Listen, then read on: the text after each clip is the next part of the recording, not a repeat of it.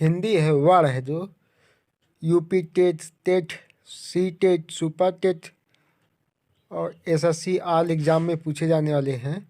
हिंदी भाषा की वह छोटी से छोटी ध्वनि जिसके और अधिक टूक न किए जा सके वर्ण कहलाते हैं। वर्णों के व्यवस्थित समूह को वर्णमाला कहते हैं।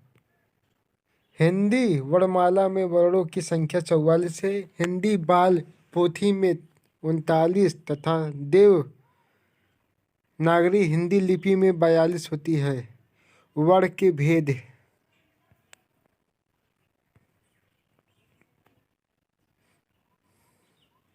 वर्ण के दो भेद होते हैं, स्वर व्यंजन। स्वर वे वर्ण जिनका उच्चारण स्वतंत्र रूप से किया जा सके, अन्य किसी वर्ण की सहायता के बिना जिसका उच्चारण नहीं किया जा सके स्वर कहलाता है। ये संख्या में 11 होते हैं जबकि मात्राओं की संख्या 10 होती हैं। आ ई उ ऋषि ए आय ओ आओ 11 है। मात्रा देखिए दिया है, इसकी मात्रा 10 होती हैं। नोट अ एक ऐसी स्वर है जिसकी कोई मात्रा नहीं होती है। अ स्वर के भेद। हास स्वर, दीर्घ स्वर। अ ई उ ऋषि। हास में छोटा, लघु, मूल, रूढ़ कहते हैं। दीर्घ स्वर देखिए आ ई ए आय ओ आओ, गुरु, संधि, यौगिक। व्यंजन जो हैं वे वर्ण जिनका उच्चारण स्वतंत्र रूप से न होकर स्वरों की सहायता से किया जा सकता है व्यंजन कहलाते हैं। ये संख्या में 33 होते हैं। इन्हें व्यक्त करने के लिए हलंत का सहारा लिया जाता। व्यंजन के भेद। स्पर्श व्यंजन क म 25, क से म तक 25 होते हैं स्पर्श व्यंजन। अंत्यस्थ व्यंजन जो है य र ल व 4 होते हैं। उष्म व्यंजन स है 4 होते हैं। ये प्रश्न लेखपाल में पूछा गया था। स्पर्श व्यंजन जो है स्पर्श का शाब्दिक अर्थ होता है छूना।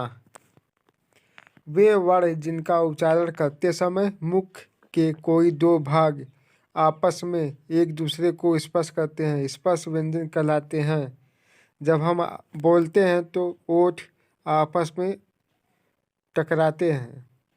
ये संख्या में 25 होते हैं जिन्हें 5 वर्गों में बांटा गया है। क वर्ग क ख ग घ अंग। च वर्ग त वर्ग ट प। अंत्यस्थ व्यंजन अंत्यस्थ का शाब्दिक होता है अंदर की ओर या मध्य में रहने वाले। वे वर्ण जिनका उच्चारण करते समय श्वास वायु मुख की ओर प्रवेश करती है अंत्यस्थ व्यंजन कहलाते हैं। ये संख्या में 4 होते हैं। उष्म व्यंजन उष्म का शाब्दिक अर्थ होता है गर्म। वे वर्ण जिनका उच्चारण करते समय श्वास वायु मुख से वापस वाष्प के रूप में बाहर निकलते हैं उष्म व्यंजन कहलाते हैं। ये संख्या में 4 होते हैं। संयुक्त व्यंजन जो है 2 अक्षरों से मिलकर बना होता है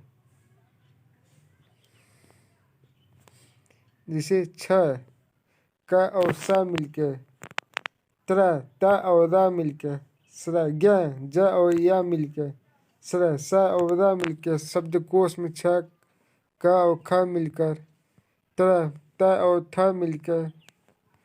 अयोगवाह वर्ण वे वर्ण जिनका योग न होने पर भी साथ साथ चलते हैं जो न तो स्वर होते हैं और न ही व्यंजन अयोगवाह वर्ण कहलाते हैं। अनुस्वर अ विसर्ग। नोट: हिंदी शब्दकोश की शुरुआत इन्हीं वर्णों से मानी गई है। अ, आ, क, की।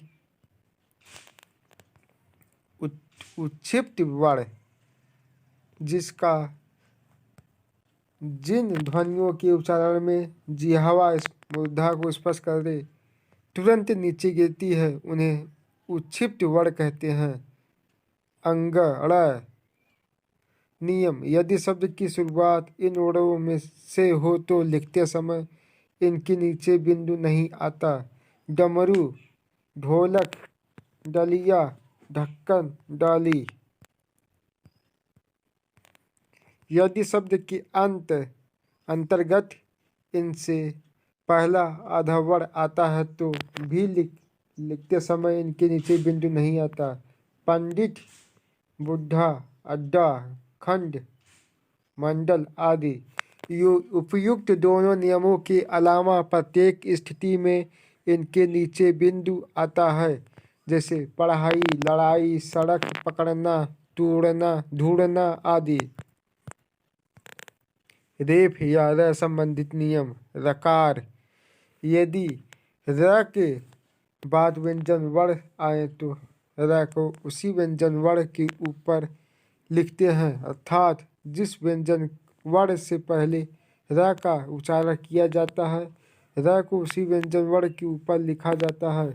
कर्म, धर्म, वर्ण, दर्शक, स्वर्ग अर्थात पुनर्जन्म, पुनर्निर्माण, आशीर्वाद।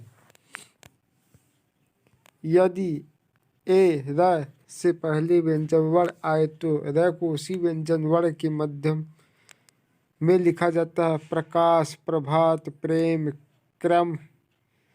त वर्ग में र को हमेशा वर्ण के नीचे लिखा जाता है। राष्ट्र, ट्रक, ड्राइवर, ड्रग्स, ड्रामा, श्रद्धांग।